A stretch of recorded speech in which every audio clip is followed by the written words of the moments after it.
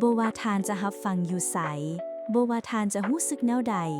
ขอต้อนรับทานเข้าสู่สถานที่อันแสนอบอุ่นบ่อนที่เฮาจะรักษาใจของเฮาไปน้ำกันสบายดีผู้ฟังที่น่ารักทุกคนยินดีต้อนรับกลับมาพบกันอีกครั้งในหิ้วใจพอดแคสต์มื้อนี้เฮาจะมาเว้าในหัวข้อเกี่ยวกับเป็นเพื่อนที่ดีที่สุดของตัวเองเคยบ่เมื่อเฮาเฮ็ดหยังผิดพลาดไปบ่ว่าจะเป็นเรื่องน้อยๆหรือเรื่องใหญ่ก็ตามเสียงทำอิฐที่ดังขึ้นมาคือเสียงในหัวของเฮาเองเสียงที่คอยตำหนิซ้ำเติมและตัดสินตัวเองอย่างหนักหน่วงเป็นอย่างคือเฮ็ดได้แต่ซ้ำนี้มันน่าจะดีกว่านี้เฮาพร้อมที่จะให้อภัยคนอื่นเสมอแต่กับตัวเองเฮากลับกลายเป็นผู้พิพากษาที่เข้มงวดที่สุดมันเป็นเรื่องที่น่าเศร้าแต่มันก็เป็นสิ่งที่หลายคนกำลังต่อสู้อยู่ลองคิดภาพเบิ่งว่ามีเด็กน้อยคนหนึ่งกำลังหัดย่างเขาก้าวไปข้างหน้าโซเซแล้วก็ล้มลงในฐานะที่เป็นผู้ใหญ่เขาจะเฮ็ดแนวใดเขาจะฮ้องใส่เด็กน้อยคนนั้นว่าเป็นหยังคืออ่อนแอแท้บ่เลยเขาจะเฝ้าไปอุ้มเขาขึ้นมา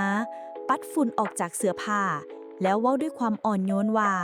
บ่เป็นหยังเด้อลองใหม่อีกครั้งหัวใจของเฮาก็คือกับเด็กน้อยคนนั้นทุกครั้งที่เฮาผิดพลาดมันก็คือการล้มลงสิ่งที่มันต้องการที่สุดบ่แม่นการซ้ำเติมแต่คือการปลอบโยนและการให้กำลังใจแล้วจะเป็นแนวใดถ้าเฮาเลือกที่จะเปลี่ยนเสียงตำหนิในหัวให้กลายเป็นเสียงของเพื่อนที่แสนดีจะเป็นแนวใดถ้าแทนที่จะด่าท้อตัวเองเฮาลองเว้ากับตัวเองคือกับที่เฮาเว้ากับหมู่ที่เฮาฮักที่สุดจากเป็นหยังคือโง่แบบนี้เปลี่ยนเป็นบ่เป็นหยังความผิดพลาดเป็นส่วนหนึ่งของการเรียนรู้เฮาได้เรียนรู้หยังจากเรื่องนี้การใจดีกับตัวเองบ่แม่นการหาข้ออ้างแต่คือการสร้างพื้นที่ปลอดภัยให้หัวใจของเฮาได้เรียนรู้เติบโตและกล้าที่จะลองใหม่อีกครั้งฉะนั้น2 สิ่งเล็กน้อยที่เฮาสามารถเริ่มต้นเป็นเพื่อนที่ดีที่สุดให้ตัวเองได้ในมื้อนี้ก็คือ 1. วางมือไว้ถึงหัวใจ